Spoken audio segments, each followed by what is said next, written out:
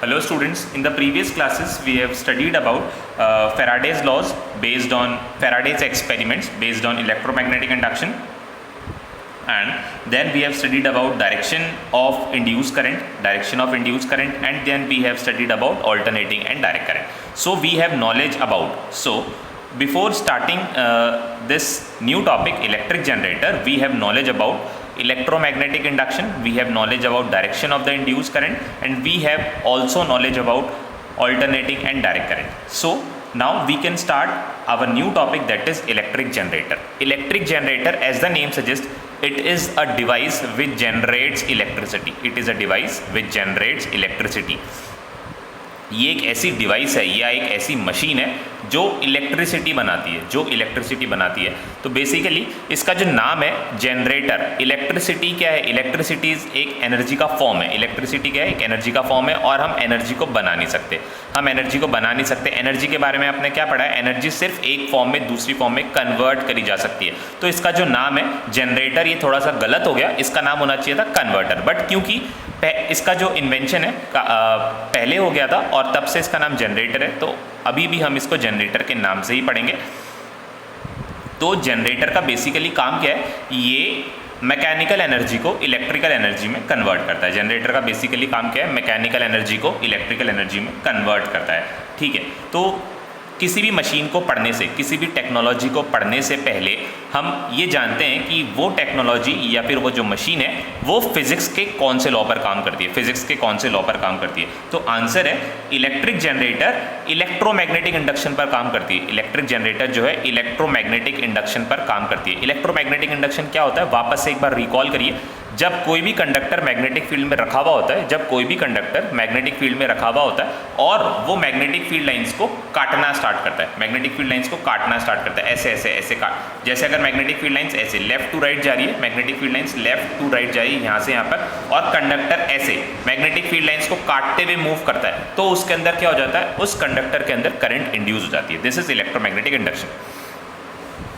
So when the magnetic field lines associated with the coil changes, the current is induced in the coil, and this phenomena is called electromagnetic induction. ठीक है, definition में आप ये लिखेंगे, और मैंने समझाने के लिए क्या बताया आपको, जब कोई भी कंडक्टर मैग्नेटिक फील्ड लाइंस को काटती हुई अपनी पोजीशन को चेंज करती है, तो उसके अंदर एक करंट इंड्यूस हो जाती है। ये आपके समझने के पर्पज से। ठीक है, अब इसका कंस्ट्रक्शन हम देखते हैं। कंस्ट्रक्शन में क्या होता है, कंस्ट्रक्शन में आपको डायग्राम दिखाकर बताऊंगा। देखिए, जैसे इलेक्ट्रिक मोटर में होता है, इसका डायग्राम ऑलमोस्ट इलेक्ट्रिक मोटर के सिमिलर है, this is the north pole of the magnet, this is the south pole of the magnet, और नॉर्थ और साउथ पोल के बीच में क्या रखी हुई है, एक रेक्टेंगुलर कॉइल रखी हुई है, रेक्टेंगुलर कॉइल ABCD, ये मैग्नेट के बीच में, दो मैग्नेट के पोल्स के बीच में रखी हुई है। अब कॉइल के दोनों एंड जैसे AB और दूसरा एंड CD, ये कनेक्टेड है किससे, दो कार्बन ब्रशेस से, AB किससे कनेक्टेड है, कार्बन ब्रश B1 से, और CD किससे कनेक्टेड है, कार्बन ब्रश B2 से। कार्बन ब्रश B1 और B2 को एक रिंग के अगेंस्ट प्रेस किया गया है, जैसे ये रिंग हो गई, इस रिंग के अगेंस्ट ऐसे कार्बन ब्रशेस ऐसे प्रेस्ड है, मतलब ये इनके फिजिकल कांटेक्ट में, रिंग ऐसे रोटेट हो रही है, बट कार्बन ब्रशेज अपनी जगह से नहीं मूव कर रहे, आप देख रहे हैं रिंग जो है रोटेट हो रही है कंटिन्यू, बट कार्बन ब्रशेज अपनी जगह पर है, ब्रशेज रिंग के साथ रोटेट नहीं कर रहे। ठीक है, और रिंग का जो इनर एंड होता है, ये अंदर वाला एंड, बाहर वाला कैसा होगा, बाहर वाला कंडक्टर होगा, और अंदर वाला कैसा होगा, अंदर वाला इंसुलेटर होगा। रिंग के अंदर वाला जो पार्ट होता है वो इंसुलेटेड होता है, कैसा होता है, इंसुलेटेड होता है, ताकि इसको जब आप किसी एक्सेल के ऊपर रखेंगे, तो इलेक्ट्रिसिटी जो जनरेट हो रही है वो एक्सेल पर ना जाए, सीधा कहाँ पर जाए, सीधा कॉइल में जाए। हम चाहते हैं अगर ये अंदर वाला पार्ट भी कंडक्टर होता, तो यहाँ से जो करंट जनरेट हो रही थी, ये इस एक्सेल में आ जाती, जो मैंने यहाँ पर बनाई है। ये जो लंबी सी आपको सिलेंड्रिकल रॉड दिख रही है, दिस इज एक्सेल। ठीक है, तो जो करंट हम बना रहे हैं वो उस एक्सेल में आ जाती। तो हम क्या चाहते हैं, हम चाहते हैं कि जो करंट है ये एक्सेल में ना आए, तो हमने क्या कर रखा है, ये जो रिंग्स हैं इसके अंदर हमने रबड़ या प्लास्टिक की कोटिंग लगा रखी है, रबड़ या प्लास्टिक की कोटिंग लगा रखी है। और ये रिंग्स जो है एक्सेल के ऊपर इस तरह से फिक्स्ड है, एक्सेल के ऊपर इस तरह से फिक्स्ड है। एक्सेल घूमेगी तो रिंग भी घूमेगी, एक्सेल घूमेगी तो रिंग भी घूमेगी, दो रिंग्स एक्सेल के ऊपर फिक्स्ड हैं, ठीक है। और हम जो मैकेनिकल फोर्स लगाते हैं वो इसी एक्सेल पर लगाते हैं, मैकेनिकल फोर्स एक्सेल पर लगाया जाता है। देखिए ये एक्सेल जो है ये इस तरह से रोटेट हो रही है, एक्सेल जो है इस तरह से रोटेट हो रही है, और कार्बन ब्रशेस ऐसे रिंग के साथ इस तरह से कांटेक्ट में है, कार्बन ब्रशेस रिंग के साथ इस तरह से कांटेक्ट में है। ये अपना कांटेक्ट नहीं छोड़ रहे हैं, पर रिंग जो है एक्सेल के साथ रोटेट हो रही है। और एक्सेल का इनर एंड कैसा है, एक्सेल का इनर एंड इंसुलेटेड है, ताकि एक्सेल पर कोई भी करंट लीक ना हो, एक्सेल पर कोई भी करंट लीक ना हो। सारी की सारी करंट कहाँ है, सारी की सारी करंट यहाँ पर या तो कॉइल की तरफ जाए या फिर गैल्वेनोमीटर में। कॉइल और गैल्वेनोमीटर के बीच में ही रहेगी करंट, एक्सेल पर करंट नहीं जाएगी, क्योंकि ये जो रिंग्स हैं ये अंदर से कैसी है, इंसुलेटेड है। रिंग वन जो कि S1 किससे कनेक्टेड है, कार्बन ब्रश B1 से, और S2 किससे कनेक्टेड है, कार्बन ब्रश B2 से। जो यहाँ पर इलेक्ट्रिक मोटर में और जनरेटर में डिफरेंस है वो किसका है, सिर्फ रिंग्स का है। वहाँ पर रिंग्स कैसे होती थी, वहाँ पर रिंग ऐसे होती थी सी शेप की, ये जो रिंग है सेमी सर्कुलर होती थी, सी शेप की होती थी रिंग। बट यहाँ पर जो रिंग है वो कैसी है, ये पूरी सर्कुलर है। ये एक्चुअली में रिंग है वो कैसी थी, स्प्लिट रिंग जिसको हम बोलते हैं, आधी रिंग। स्प्लिट का मतलब ये पूरी रिंग थी, उसको हम आधा कर देते थे और दोनों जगह लगा देते थे। और ये जो है ये कंप्लीट दो रिंग्स लगाई है, एक रिंग हमने यहाँ पर लगाई है, एक रिंग हमने यहाँ पर लगाई है। AB जो कनेक्टेड है, AB वाला जो कॉइल का जो आर्म है AB कनेक्टेड है स्लिप रिंग S1 से, और कॉइल का जो दूसरा एंड है CD ये कनेक्टेड है कार्बन ब्रश B2 से, B2 के वाया किससे, S2 से, स्लिप रिंग S2 से, ठीक है।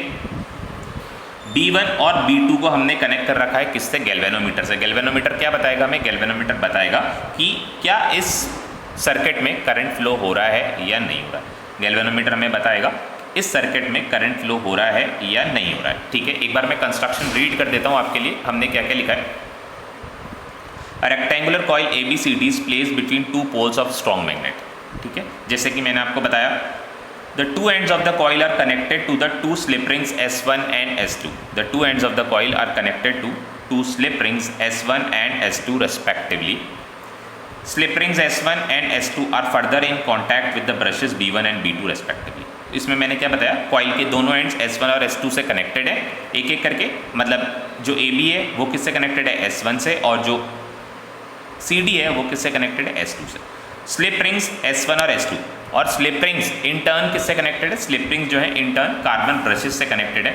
यहाँ पर मैं डिफरेंस दोनों कनेक्शन के बारे में, दोनों कनेक्शन के बीच में मैं आपको बता दूं, यहाँ पर जो कनेक्शन है कॉइल और स्लिप रिंग्स ये दोनों एक दूसरे से परमानेंटली कनेक्टेड है, जुड़े हुए हैं। यानी कॉइल अगर घूमेगी तो स्लिप रिंग्स घूमेंगे, या फिर उल्टा कह लीजिए स्लिप रिंग्स अगर घूमेंगे तो कॉइल भी घूमेगी। बट कार्बन ब्रशेस और स्लिप रिंग्स के बीच में जो कनेक्शन है वो सिर्फ एक फिजिकल कॉन्टैक्ट है, ये दोनों आपस में सिर्फ टच हो रहे हैं, ये सिर्फ आपस में टच हो रहे हैं, ये एक दूसरे के साथ जुड़े हुए नहीं है, सिर्फ कैसे हो रहे हैं, टच हो रहे हैं। तो मतलब अगर स्लिप रिंग घूमेगी, कार्बन ब्रशेज अपनी जगह पर एज इट इज बने रहेंगे, ठीक है। Brushes are connected with the terminals of the galvanometer. फिर हमने क्या कर रखा है, ब्रशेज को, ये कार्बन ब्रश B1 है, B1 को हमने गैल्वेनोमीटर के एक एंड टर्मिनल से, और B2 को हमने गैल्वेनोमीटर के दूसरे टर्मिनल से कनेक्ट करके रखा हुआ है, ठीक है।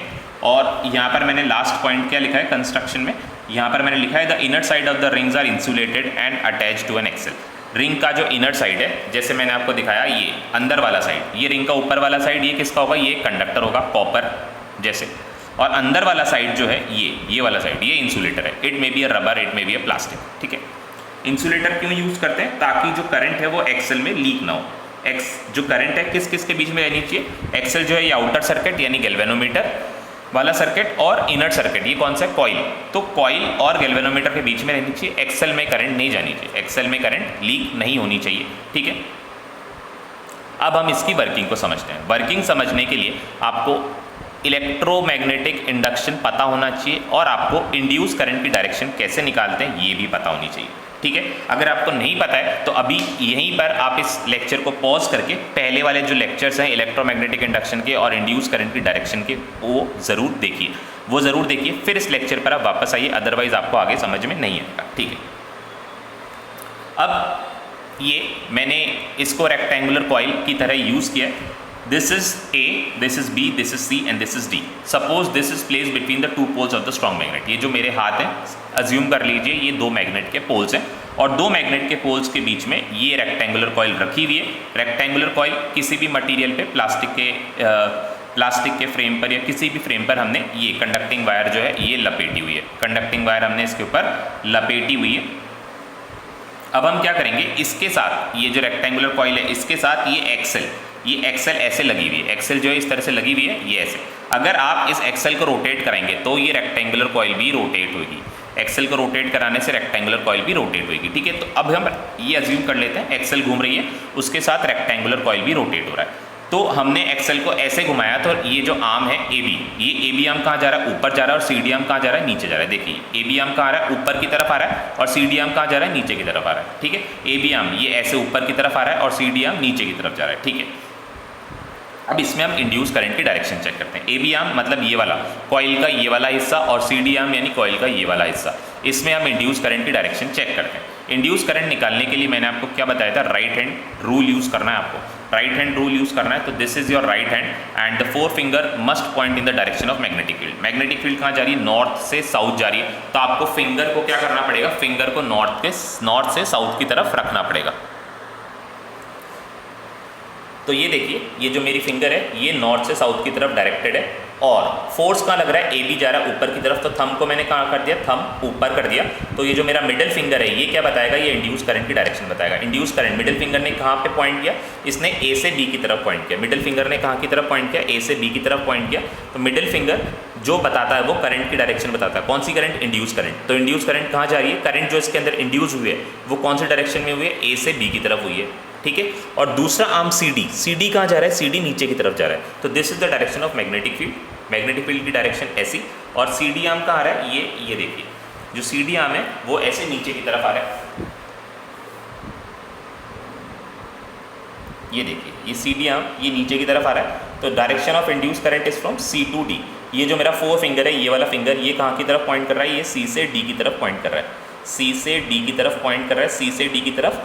तो सी से डी करंट कहाँ आ रही है, सी डी आर्म में करंट कहाँ आ रही है, सी से डी की तरफ आ रही है। करंट कहाँ आ रही है, सी से डी की तरफ आ रही है। अब क्वेश्चन ये अराइज होता है तो ये मैग्नेटिक फील्ड को काट कैसे रही है। तो आंसर है कि मैग्नेटिक फील्ड कैसी डायरेक्टेड है, ये ऐसे, कहाँ से, नॉर्थ से साउथ। अब कॉइल कैसे घूम रही है, ये ऐसे। तो कंडक्टर का देखिए ये वाला जो कॉइल कंडक्टर का ये जो आर्म है ए बी, ये इसने ये मैग्नेटिक फील्ड लाइन को इस तरह से काटा, मैग्नेटिक फील्ड लाइन को काटा। अगर ये मैग्नेटिक फील्ड लाइन को काटेगा नहीं तो करंट जो है वो इंड्यूस होगी नहीं। तो ये मैग्नेटिक फील्ड को इस तरह से काट रहा है, ये देखिए ये इस तरह से काट रहा है, ठीक है। तो मैग्नेटिक फील्ड लाइंस को कंडक्टर्स काट रही हैं, तो इलेक्ट्रोमैग्नेटिक इंडक्शन की कंडीशन जो है वो सेटिस्फाई हो रही है। तो इन आर्म्स में ए बी और सी डी में करंट इंड्यूस हो रही है। करंट की डायरेक्शन हमने क्या देखी, ए बी आर्म में हमने देखी करंट जा रही है ए से बी, और सी डी आर्म में हमने करंट देखी करंट आ रही है सी से डी, ठीक है। इसके बाद ये रोटेशन जो है हमने कैसे कराया, हमने इसको बाहर से एक्सटर्नली रोटेट करा के कराया। हम आप चाहो तो हाथ से रोटेट करा सकते हो, आप चाहो तो इसको एयर की मदद से रोटेट करा सकते हो, आप चाहो तो इसको डीजल या पेट्रोल की हीट से, उनकी स्टीम से या उनसे बनने वाले जो वेपर्स हैं उनसे रोटेट करा सकते हो। आप अपनी मर्जी से इसको कैसे भी रोटेट करा सकते हो, ठीक है। तो हमने इसको रोटेट कराया, और रोटेट कराने से ए बी आर्म ऊपर गया, सी डी आर्म नीचे गया, और ये ऐसे घूम गया। अब ए बी और सी डी ने अपनी जगहों को रिप्लेस कर लिया। पहले देखिए ये पहले सी डी कहाँ पर था, सी डी था राइट साइड में, और ए बी कहाँ था, ए बी था लेफ्ट साइड में। अब घूमने के बाद सी डी कहाँ आ गया, सी डी लेफ्ट साइड में आ गया, और ए बी कहाँ आ गया, ए बी आ गया राइट साइड में। अब जब आप इसको पूरा घुमा रहे हो तो इसका रोटेशन कुछ इस तरह का होना चाहिए, इसका रोटेशन इस तरह का होना चाहिए, ये ऐसे, ये इसका कंप्लीट रोटेशन होना चाहिए। अब सी डी को कहाँ आना चाहिए, सी डी को देखिए, सी डी कहाँ जा रहा है, हाफ रोटेशन के बाद सी डी ऊपर जा रहा है। पहले देखिए, पहले ए बी ऊपर जा रहा था, सी डी नीचे जा रहा था। अब इसका आधा रोटेशन हुआ, आधे रोटेशन के बाद सी डी कहाँ जा रहा है, सी डी ऊपर जा रहा है, और ए बी कहाँ जा रहा है, नीचे जा रहा है। अब जब ये ऊपर जा रहा है सी डी, तो सी डी में इंड्यूस करंट की डायरेक्शन आप देखिए, right hand Fleming right hand rule लगाइए और देखिए कहाँ जा रही है इंड्यूस करंट। तो this is the direction of induce current. Four finger से मैंने क्या बताइए, फोर फिंगर से मैंने मैग्नेटिक फील्ड की डायरेक्शन बताइए, और सी डी पर फोर्स कहाँ लग रहा है, ऊपर की तरफ लग रहा है, और डायरेक्शन देखिए, डायरेक्शन कहाँ आ रहा है, डी से सी, डायरेक्शन आ रहा है डी से सी। अब जब इसका हाफ रोटेशन हो रहा है, हाफ रोटेशन होने के बाद सी डी ऊपर जा रही है, तो इसलिए मैंने सी डी के लिए थंब फोर्स बता रहा है, फोर्स ऊपर की तरफ, और direction of induce current is D to C. और ए बी कहाँ जा रहा है, ए बी नीचे जा रहा है। ए बी अगर नीचे जा रहा है तो देखिए this is the direction of, ये मेरी 4 फिंगर है, 4 फिंगर कहाँ की है, मैग्नेटिक फील्ड की डायरेक्शन में पॉइंट कर रही है। और ए बी कहाँ जा रही है, नीचे, नीचे जा रही है। ए बी को मैंने नीचे कर दिया और डायरेक्शन कहाँ आ रहा है, डायरेक्शन आ रहा है बी से ए, डायरेक्शन कहाँ आ रहा है बी से ए। तो करंट का रोटेशन कैसे हो गया, करंट कैसे घूम रही है इसमें, करंट घूम रही है डी सी बी ए, इस तरह से। This is magnetic field. C D arm कहाँ जा रही है, सी डी आर्म ऊपर जा रही है, सी डी आर्म ऊपर जा रही है। और ये देखिए सी डी आर्म ऊपर, और इंड्यूस करंट की डायरेक्शन कहाँ आ रही है, induce current is directed from, ये देखिए सी डी आर्म, ये मैग्नेटिक फील्ड की डायरेक्शन 4 फिंगर बता रही है। 4 फिंगर किसकी डायरेक्शन बता रही है, 4 फिंगर मैग्नेटिक फील्ड की डायरेक्शन बता रही है। सी डी आर्म ऊपर की डायरेक्शन बता रही है, और ये मिडिल फिंगर करंट की डायरेक्शन बता रही है। सी डी आर्म, ये जो थंब है ये क्या बता रहा है, ये बता रहा है कि सी डी ऊपर की तरफ फोर्स एक्सपीरियंस कर रहा है, और मिडिल फिंगर बता रही है डायरेक्शन ऑफ करंट, जो कि क्या है डी से सी। और ए बी आर्म में करंट कहाँ जा रही है, ए बी आर्म में देखिए, ए बी आर्म में ये this is direction of magnetic field and this is the direction of force. Force कहाँ गया, नीचे की तरफ। मैग्नेटिक फील्ड को हमें डिस्टर्ब नहीं करना है। मैग्नेटिक फील्ड ने कहाँ की तरफ फोर्स एक्सपीरियंस किया, मैग्नेटिक फील्ड अपनी डायरेक्शन में एज इट इज है, और ए बी ने नीचे की तरफ फोर्स एक्सपीरियंस किया। तो थंब को हमें क्या रखना है, थंब को नीचे की तरफ पॉइंट करना है, और डायरेक्शन आ गई ये कहाँ से, बी से ए की तरफ। अगर डायरेक्शन बी से ए की तरफ आ जाती है, अगर डायरेक्शन बी से ए की तरफ आ जाती है तो इसका क्या मतलब है, करंट कहाँ से कहाँ घूम रही है, डी से सी देन बी से ए। पहले कहाँ घूम रही थी करंट, पहले करंट घूम रही थी ऐसे, ए से बी, फिर सी से डी। तो पहले करंट घूम रही थी ए बी सी डी, और अब करंट कैसे घूम रही है, अब करंट घूम रही है डी सी बी ए, अब करंट घूम रही है डी सी बी ए। तो आफ्टर हाफ रोटेशन करंट ने अपनी डायरेक्शन को बदल दिया, करंट ने अपनी डायरेक्शन को बदल दिया है। तो जब ये कॉइल इनिशियली ऐसे थी तो करंट की डायरेक्शन थी A B C D, A B C D. ये देखिए करंट की डायरेक्शन थी ए से बी, फिर सी से डी। तो अब करंट जो है बाहर कहाँ से आ रही है, करंट आ रही है बाहर, यहाँ से देखिए सी ये जो सी डी वाला जो आर्म है ये कहाँ जा रहा है, ब्रश B2 से जा रहा है, ब्रश B2 से कनेक्टेड है, और B2 ब्रश से करंट ऐसे बाहर आ रही है, B2 ब्रश से करंट जो है ऐसे बाहर आ रही है, और AB ब्रश से करंट अंदर की तरफ जा रही है, AB ब्रश से करंट अंदर की तरफ जा रही है। तो एक्सटर्नल सर्किट में गैल्वेनोमीटर में करंट की डायरेक्शन क्या होगी, B2 से B1। गैल्वेनोमीटर में करंट की डायरेक्शन क्या होगी, B2 से B1। ये फर्स्ट हाफ रोटेशन के लिए। सेकंड हाफ रोटेशन में क्या हो जा रहा है, सेकंड हाफ रोटेशन में करंट की जो डायरेक्शन है वो रिवर्स हो जा रही है, रिवर्स हो जा रही है। मतलब अब करंट देखिए, करंट कहाँ से अंदर जा रही है, D से C में अंदर जा रही है, D से C में अंदर जा रही है, और B से A में बाहर आ रही है। D से C में अंदर जा रही है और B से A में बाहर आ रही है। तो ऐसे में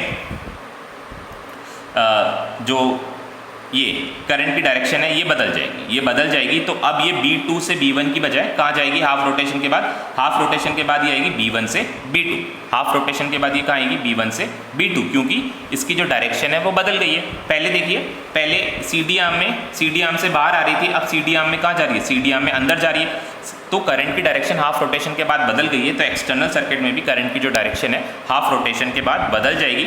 हाफ रोटेशन से पहले क्या थी डायरेक्शन, B2 से B1, मतलब गैल्वेनोमीटर में करंट कैसे जा रही थी, ऐसे।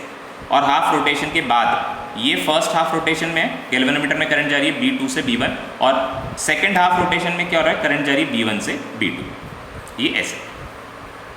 अब हमें जो इसका आउटपुट मिलेगा, वो कैसा मिलेगा वो देखते हैं, और फिर आउटपुट मिलने के बाद आप खुद डिसाइड करना ये करंट कौन से तरह की है। तो ये जो रिंग है, ये देखिए कॉइल जो है ये मैग्नेटिक फील्ड में कैसे घूम रही है, ये AB है, इसका मैं आपको ये वाला पार्ट दिखाता हूँ, ये वाला पार्ट इस तरह से, ठीक है। दिस इज, अभी जो कॉइल है ये इस पोजीशन में रखी हुई है, अभी जो कॉइल है वो इस पोजीशन में रखी हुई है।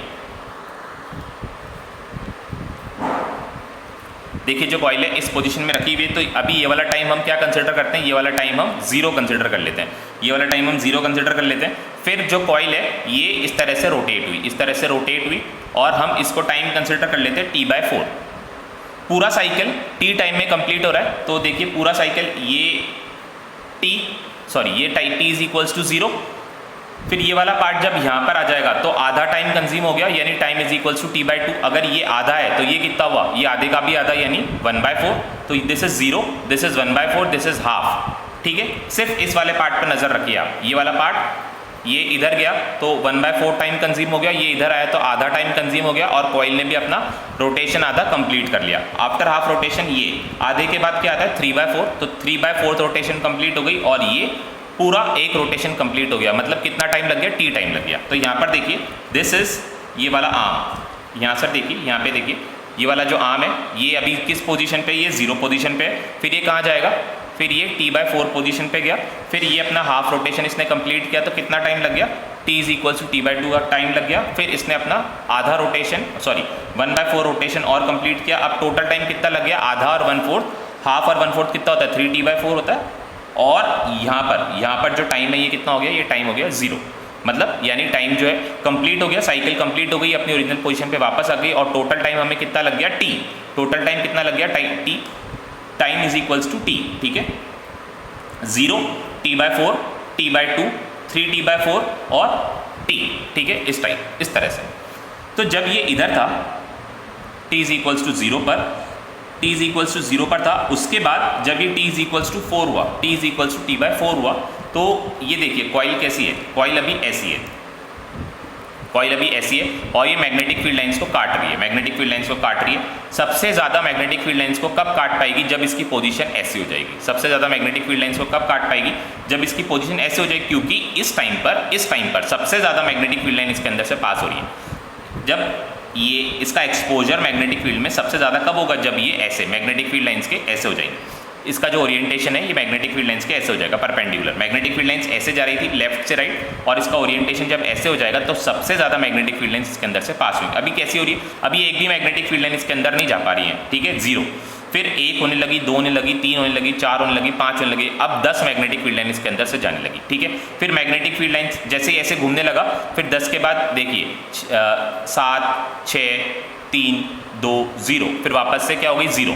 फिर ये इंक्रीज होने लगी नेगेटिव डायरेक्शन में, ठीक है, -1, -2, -3, -10। तो ऐसे करके देखा तो हमने -10 हो गई, फिर -10 से क्या हो गई वापस से 0, ठीक है। सबसे ज़्यादा 10 मैग्नेटिक फील्ड लाइंस कब जाने जा रही थी इसमें से, जब ये ऐसा था, इसका ओरिएंटेशन ऐसा था, यानी टाइम कितना था, ओरिएंटेशन ऐसे का मतलब है टाइम कितना था, टाइम t/4। ये टाइम क्या था 0, this is t/4, this is t/2। t/2 के बाद ये कितना हुआ, ये 3t/4 और ये 0।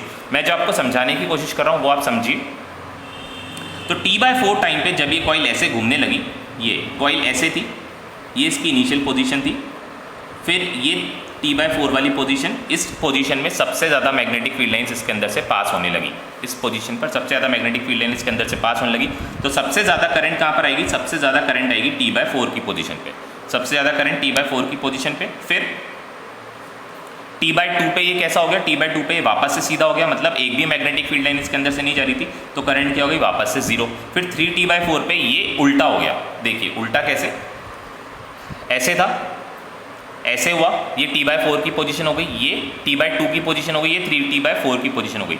मतलब ये जो चीज़ ऐसे थी t/4 पे ऐसे सीधी थी, तो t/4 पे ये ऐसे उल्टी हो गई, यहाँ पर आ गई ये पोजीशन, ठीक है। तो t/4 पे जो करंट है उसने अपनी डायरेक्शन बदल ली, क्योंकि मैंने आपको बताया था after every half rotation the current changes its direction.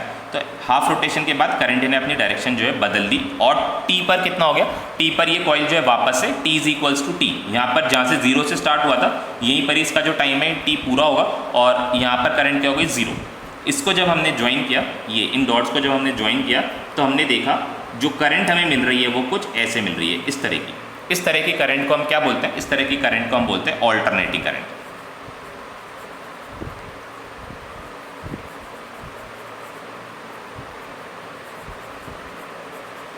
इस तरह की करंट को हम बोलते हैं ऑल्टरनेटिंग करंट, मतलब ऐसी करंट जो अपनी डायरेक्शन को बदल रही है। देखिए कितनी बार इसने अपनी डायरेक्शन बदली, यहाँ से पहले ऐसे जा रही थी, फिर डायरेक्शन चेंज हुई, यहाँ से ऐसे हुई, ये डायरेक्शन इसने अपनी बदली, ठीक है।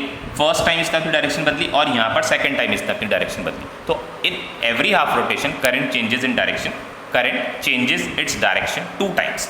करंट कितनी बार अपनी डायरेक्शन को बदल रहा है, 2 टाइम्स। और हमारे इंडिया में जो करंट, हमारे इंडिया में जो फ्रीक्वेंसी है, फ्रीक्वेंसी कितनी है इंडिया में, जो फ्रीक्वेंसी हम यूज़ करते हैं 50 हर्ट्ज, मतलब 1 सेकंड में 50 बार ये साइकिल कंप्लीट होती है। इसका मतलब क्या है, 50 बार ये जो कॉइल है 1 सेकंड में 50 बार घूम जाती है। जो भी हमारा जो जनरेटर है इंडिया में जो हम यूज़ कर रहे हैं, वो उस जनरेटर की जो कॉइल है 1 सेकंड में कितनी बार घूमती है, 50 बार घूमती है। अगर 50 बार घूमती है तो उसने अपनी डायरेक्शन को कितनी बार चेंज किया 1 सेकंड में, उसने अपनी, क्योंकि एक रोटेशन में कितनी बार चेंज हो रहा है, एक रोटेशन में 2 बार चेंज हो रहा है, तो 50 रोटेशन में कितनी बार चेंज होगा, 50 रोटेशन में 100 बार चेंज होगा। तो इसका मतलब ये है कि ऑल्टरनेटिंग करंट इंडिया में हमारे घरों में जो हम यूज़ कर रहे हैं उसकी डायरेक्शन 1 सेकंड में 100 बार चेंज हो रही है। डायरेक्शन 1 सेकंड में 100 बार चेंज हो रही है, क्योंकि ये देखिए ये इसकी एक साइकिल है, और ऐसी साइकिल 1 सेकंड में कितनी बार बनती है, 1 सेकंड में 50 बार बनती है, यानी 50 टाइम्स बनती है। और इस एक साइकिल में कितनी बार डायरेक्शन बदल रही है, फर्स्ट टाइम यहाँ से ऐसे बदली और सेकंड टाइम यहाँ से ऐसे बदली, तो 2 बार इसकी डायरेक्शन बदल रही है। एक साइकिल में 2 बार अगर इसकी डायरेक्शन बदल रही है तो 50 साइकिल में यानी 50 साइकिल्स में कितनी बार बदलेगी, 50 साइकिल्स में 100 टाइम्स बदलेगी। ठीक है, सिंपल सा मैथमेटिक्स है। तो इस तरह की करंट जो अपनी डायरेक्शन को बार बार बदलती है उसको हम क्या बोलते हैं, ऑल्टरनेटिंग करंट। तो हमने ऑल्टरनेटिंग करंट का जनरेटर इसलिए पढ़ा, डायरेक्ट करंट का क्यों नहीं पढ़ा, क्योंकि डायरेक्ट करंट हम अपने घरों में यूज़ नहीं कर पा रहे।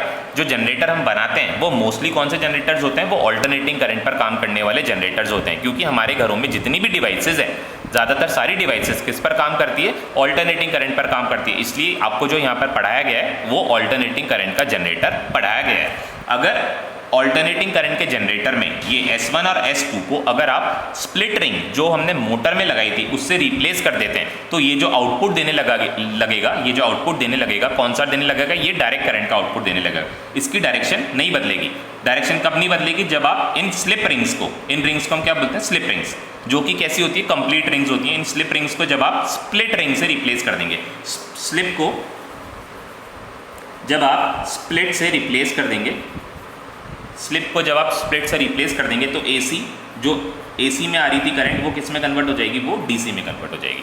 वो किस में कन्वर्ट हो जाएगी, DC में कन्वर्ट हो जाएगी। तो जल्दी से हम इसकी वर्किंग को एक बार रीड कर लेते हैं और देख लेते हैं कि आपको कॉपी में इसकी वर्किंग किस तरह से लिखनी है।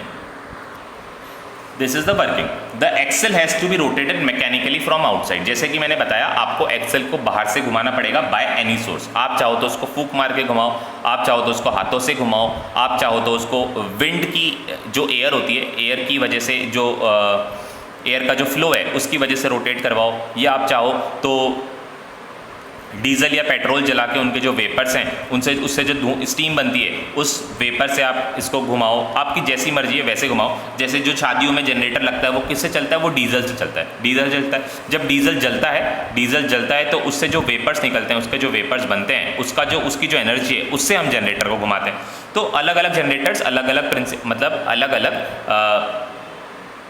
इनपुट से रोटेट होते हैं। कोई डीजल से, कोई पेट्रोल से, कोई मैकेनिकल एनर्जी हाथ से, कोई एयर से। जैसे जो विंड फार्म्स होते हैं, विंड फार्म में क्या होता है, विंड फार्म में एयर से, हवा की वजह से जो टरबाइंस होते हैं वो रोटेट होते हैं। ठीक है, तो ये देखिए axle has to be rotated mechanically from outside. Mechanically axle को आउटसाइड बाहर से घुमाना पड़ता है जिससे कि कॉइल मैग्नेटिक फील्ड में घूम सके, to rotate the coil inside the magnetic field. The axle is rotated such that the arm AB is moved upwards. AB arm कहाँ जानी चाहिए, ऊपर, और CD आर्म कहाँ जानी चाहिए, नीचे। The axle is rotated such that the arm AB moves up and CD moves down in the magnetic field. By Fleming's right hand rule, the induced currents are set up in arm AB and CD in the directions A to B and C to D respectively. AB और CD में induced current कौन सी direction में आई, A से B और C से D, first half rotation के लिए। ठीक है, Thus induced current flows in direction ABCD। पहली हाफ रोटेशन में करंट की डायरेक्शन क्या थी, A से B, B से C एंड देन C से D। तो करंट की डायरेक्शन क्या हुई, ABCD। और एक्सटर्नल सर्किट में गैल्वेनोमीटर के अक्रॉस करंट कैसे जाने लगी थी, गैल्वेनोमीटर के अक्रॉस करंट जाने लगी थी B2 से B1। जैसे मैंने आपको दिखाया था फर्स्ट हाफ रोटेशन में, देखिए फर्स्ट हाफ रोटेशन में ये देखिए करंट की डायरेक्शन, करंट कहाँ जा रही है, B2 से B1, ये B2 से B1 की तरफ जा रही है। सेकंड हाफ रोटेशन में करंट कहाँ जा रही है, B1 से B2 की तरफ। मतलब करंट ने अपनी डायरेक्शन हाफ रोटेशन के बाद बदल दी है। इसीलिए मैंने यहाँ पर इस ग्राफ में हाफ रोटेशन के बाद करंट की डायरेक्शन बदली, तो मैं इसको ऊपर ले जाने की बजाय, इसको वापस ऊपर ले जाने की बजाय मैं इसको कहाँ लेकर आया, नीचे, क्योंकि करंट ने अब अपनी डायरेक्शन बदल दी है। पॉजिटिव इंक्रीज होने की बजाय अब करंट कहाँ पे होने लगा, नेगेटिवली इंक्रीज होने लगा। आफ्टर हाफ रोटेशन के बाद क्या हुआ, CD तो ऊपर जाने लगा, CD starts moving up and AB moves down, AB नीचे आने लगा, CD ऊपर जाने लगा। As a result the direction of the induce current in the arm, both the arm changes, दोनों आर्म में इंड्यूस करंट की डायरेक्शन जो है बदल जाती है। Hence the direction of the current flow from DCBA, hence the current will flow from DCBA, current कहाँ से कहाँ फ्लो होगी, DCBA, ठीक है। Therefore the current in the external circuit, DCBA में अगर करंट जा रही है तो AB से निकल रही है और DC के अंदर जा रही है, तो अब इसकी जो डायरेक्शन है वो बदल जाएगी, डायरेक्शन क्या हो जाएगी, B1 से B2 हो जाएगी, डायरेक्शन क्या हो जाएगी, B1 से B2। हेंस इसका मतलब क्या हुआ, after every half rotation the polarity of the current changes, polarity का मतलब क्या होता है, साइन, डायरेक्शन, पहले पॉजिटिव की तरफ जा रही थी, अब नेगेटिव की तरफ जा रही है। Polarity of the current changes in every half rotation, ऐसी करंट जो अपनी डायरेक्शन को एवरी हाफ रोटेशन में बदलती है उसको हम क्या बोलते हैं, ऑल्टरनेटिंग करंट बोलते हैं। और ऐसी डिवाइस को हम क्या बोलते हैं, ऐसी डिवाइस को हम बोलते हैं AC जनरेटर। DC जनरेटर के लिए हम क्या कर सकते हैं, to make a DC generator we have to use split rings instead of slip rings. Slip rings की जगह में क्या यूज़ करनी है, स्प्लिट रिंग्स यूज़ करनी है, ठीक है। Split rings produce unidirectional current, split rings कैसी करंट बनाती है, यूनिडायरेक्शनल करंट बनाती है, यूनिडायरेक्शनल, उसकी डायरेक्शन नहीं बदलती, which is called direct current. VIZ का क्या मतलब है, which is called direct current, तो उस करंट को हम क्या बोलेंगे, डायरेक्ट करंट। तो यहाँ पर आपको AC जनरेटर इसलिए पढ़ाया गया है क्योंकि AC करंट का ही मोस्टली यूज़ हर जगह होता है, DC का हम बहुत कम यूज़ करते हैं। DC के लिए हमारे पास सोर्स क्या होता है, बैटरी और सेल होती है, हम जनरेटर से DC को बहुत कम प्रोड्यूस करते हैं। तो आपको जो ज़्यादा प्रैक्टिकली जो ज़्यादा काम में आने वाली चीज़ होती है वो ही पढ़ाई जाती है। NCERT के सिलेबस में आपको ज़्यादातर वही बताया जाएगा जो प्रैक्टिकली आप यूज़ करते हो, ठीक है। तो यहाँ पर हमने AC जनरेटर पढ़ा है, 12th क्लास में आप DC जनरेटर भी पढ़ेंगे, बट मैंने बता दिया DC जनरेटर कैसे बनता है। तो आप इसकी घर पे एक बार स्प्लिट रिंग को स्लिप रिंग से रिप्लेस करके, स्लिप रिंग्स को स्प्लिट रिंग से रिप्लेस करके एक बार उसकी वर्किंग खुद से कर देखना, और देखना उसकी डायरेक्शन बदल रही है या नहीं बदल रही है, और नहीं बदल रही है तो क्यों नहीं बदल रही है, और उसकी डायरेक्शन एक ही, मतलब जो करंट है वो एक ही डायरेक्शन में रहना चाहिए। मतलब फर्स्ट हाफ रोटेशन में भी करंट कैसे जानी चाहिए, B2 से B1 जानी चाहिए, और सेकंड हाफ रोटेशन में भी करंट कैसे जानी चाहिए, B2 से B1 जानी चाहिए, उसकी डायरेक्शन जो है वो नहीं बदलेगी। ऐसे जनरेटर को हम क्या बोलते हैं, DC जनरेटर बोलते हैं। DC जनरेटर आपके सिलेबस में नहीं है, AC जनरेटर ही आपके सिलेबस में, और एग्जाम में क्वेश्चन आएगा तो भी AC जनरेटर पर ही आएगा 10th क्लास में, ठीक है। तो यहाँ पर हम आज की क्लास ओवर करते हैं। नेक्स्ट क्लास में हम पढ़ेंगे डोमेस्टिक सर्किट्स। हमारे घरों में जो सर्किट्स आते हैं, जो हमारे घरों में सर्किट आते हैं, इलेक्ट्रिसिटी बनती है, कैसे अंदर आती है हमारे घर में, किस सर्किट को फॉलो करती है, कौन से पाथ को फॉलो करती है, ये हम नेक्स्ट क्लास में स्टडी करेंगे। फिर हमारा ये जो चैप्टर है इलेक्ट्रोमैग्नेटिक इंडक्शन या फिर मैग्नेटिक इफेक्ट ऑफ करंट, ये चैप्टर ओवर हो जाएगा, और काफ़ी बड़ा चैप्टर था। इसके दो पार्ट्स में हमने चैप्टर को डिवाइड कर रखा है। एक तो वो वाला पार्ट जहाँ पर चार्ज के मूव होने से या फिर करंट के फ्लो होने से मैग्नेटिक फील्ड बनती है। दूसरा पार्ट वो जहाँ पर मैग्नेट के मूव होने से क्या बनती है, करंट, यानी इलेक्ट्रोमैग्नेटिक इंडक्शन एक पार्ट हो गया, और दूसरा पहला वाला पार्ट वो वाला पार्ट हो गया जब चार्ज के मूव होने से मैग्नेटिक फील्ड बनती है, ठीक है। तो this is all about electric generator. Next class में हम पढ़ेंगे डोमेस्टिक सर्किट्स।